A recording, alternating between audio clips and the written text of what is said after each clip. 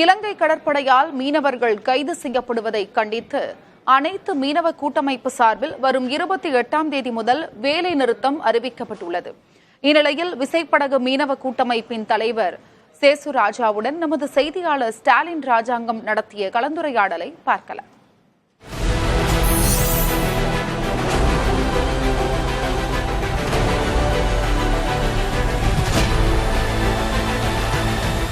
இன்று மீனவ சங்கங்கள் அதனுடைய கூட்டமைப்பினர் தமிழ்நாடு முதலமைச்சர் சந்தித்திருக்கிறார்கள். இது குறித்து பேசுவதற்காக அனைத்து விசைப்படகு சங்க கூட்டமைப்புடைய தலைவர் சேசுராஜா நம்முடைய இணைந்திருக்கார். சார் வணக்கம்.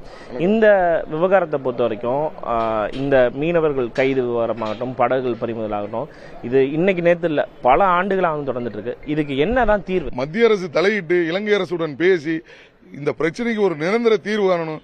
இலங்கை மக்கள் இழுவலை இழுக்கக்கூடாதுன்னு சொல்றாங்க. அதுக்கு மத்திய அரசாங்கம் ஒரு மீனவர்களோட பரிசீலனை பண்ணி ஆலோசனை பண்ணி இந்த இழுவலையை நிப்பாட்டுறதுக்கு மாற்று தொழில் என்ன செய்யலாம்னு சொல்லி ஒரு கருத்து வேறுபாடு பண்ணுனா இந்த பிரச்சனைக்கு ஒரு நிரந்தர தீர்வு காணலாம். இதுல மத்திய அரசாங்கம் குறிப்பாக இந்த பிரச்சனையை தீர்க்கிறதுக்கு முழு மனசோட இறங்கணும். கச்சத்தீவு கொடுக்கப்பட்டதுக்கு பிறகுதான் இந்த மாதிரியான பிரச்சனைகளை வந்து மீனவர்கள் சந்திக்கிறாங்களா? 1974 கச்சத்தீவு கொடுக்கறாங்க.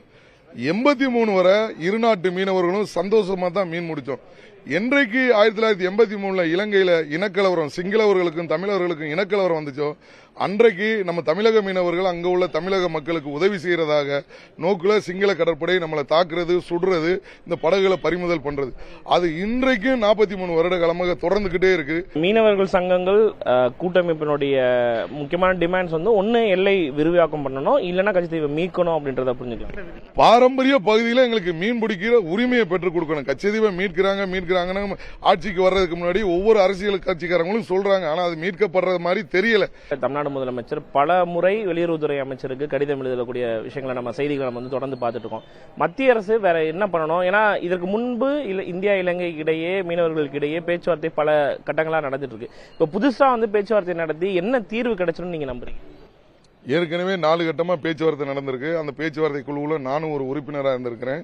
இலங்கை மக்கள் வந்து நீங்க இழுவலை இழுக்கிறதுனால கடல் வளம் அழியுது, எங்க நாட்டுக்குள்ள நீங்க வரக்கூடாது அப்படிங்கறத ஒரு பேச்சுவார்த்தையில சொல்றாங்க. இப்ப நாங்களும் வந்து இழுவலையை வந்து நாங்களா உருவாக்கல. நாங்க கட்டுமரத்துல எங்க முன்னோர்கள் நாட்டு படகுல தான் நாங்க மீன் பிடிச்சிருந்தோம். இந்த இந்தோ நார்வே ப்ராஜெக்ட்ல தான் இந்த இழுவலை 1958 கண்டுபிடிக்கப்பட்டிருக்கு. இந்திய அரசாங்கம் கொடுத்த வலையை தான் நாங்க பயன்படுத்துறோம்.